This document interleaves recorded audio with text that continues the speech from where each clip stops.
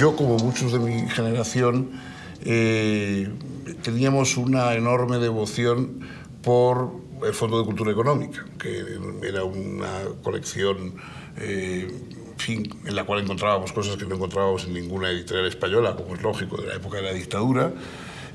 Lo mismo que con otras editoriales también mexicanas, ¿no? Que había, o argentinas, ¿no? Que había, en fin, ahí, gracias a eso, no nos quedamos reducidos al desierto intelectual que representaba la censura franquista, ¿no?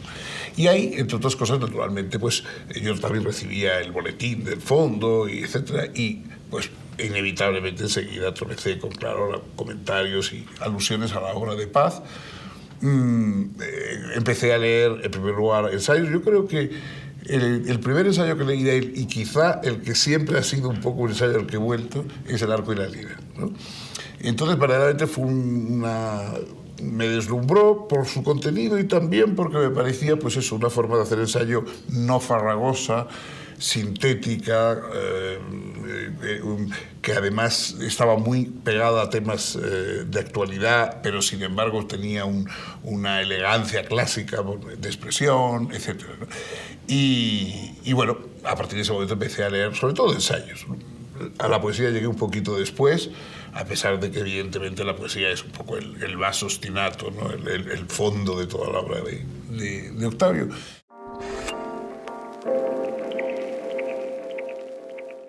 Cuando uno de mis primeros libros, vamos, de hecho el segundo libro mío, La filosofía tachada, escrita ahí con 20 y poquísimos años, dedicaba un capítulo a hablar de la creación literaria, no sé qué, y el tema era fundamentalmente el arco y la lira.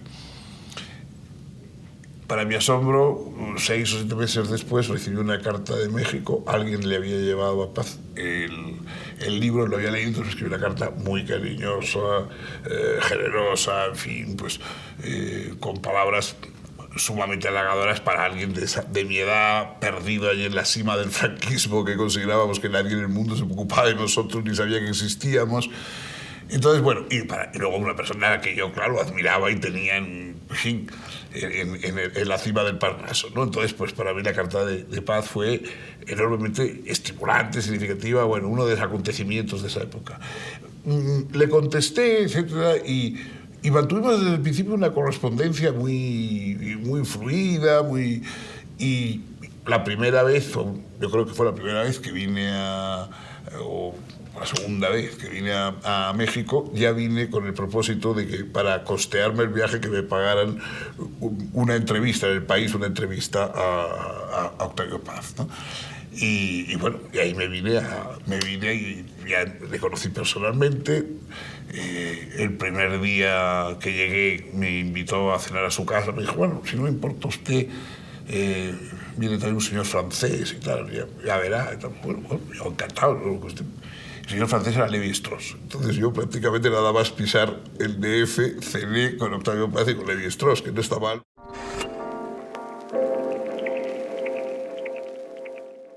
Es curioso que yo, con la inconsciencia, en fin, nunca he sido demasiado consciente, pero en aquella época era verdaderamente suicida, y además con la cosa esta de los vascos que tuteamos a todo el mundo y tal, yo desde el primer momento le llamaba de tú y no sé qué y tal. Y luego alguien de pronto me dijo, pero si a Paz nadie le tutea, y él no tutea a nadie. Y yo dije, pues a mí no me ha dicho nada, porque yo del primer día le tuteé y él me tuteó y no hubo ningún problema, ¿no? Y no, cuando iba a España, pues también, cuando también nos veíamos, nos pasábamos muy bien, porque nunca tuvimos una reunión, ni él tampoco era magisterial en modo alguno, le gustaba que fuéramos al teatro, le gustaba que nos pasábamos unas tardes bebiendo tequila y a lo mejor ya diciendo bobadas y tal, y bromas, y bueno, yo insisto, me divertía y lo pasaba muy bien con él, y verdaderamente pues eso, es una de esas personas que ya, sobre todo para mí, encarnaba un poco lo que era llegar a México, ¿no?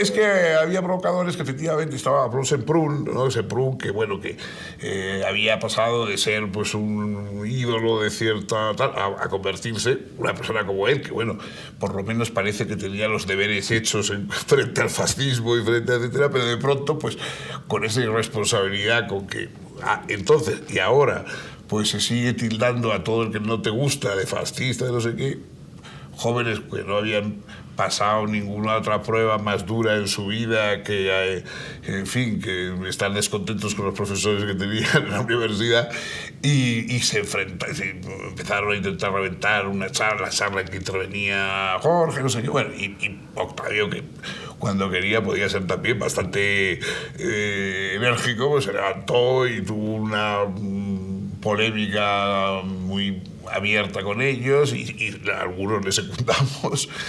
En fin, bueno, no llegamos a la guerra civil, pero casi.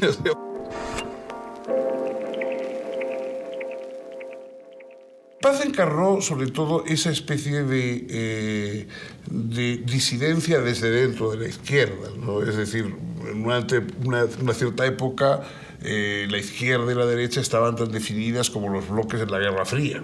No había matices y no había tal. Y bueno, entonces algunas figuras, como puede ser Orwell o Albert Camus o el propio Paz, etc., representaron otra cosa, representaron una forma de que francamente y claramente enfrentados al fascismo, al autoritarismo, incluso a los aspectos salvajes, depredadores del capitalismo, etcétera, etcétera. Luego, por otra parte, no tenían ningún tipo de vínculo ni de simpatía con el totalitarismo, sino que más bien lo veían como la auténtica prolongación de lo que había sido la amenaza fascista y tal en el mundo, ¿no?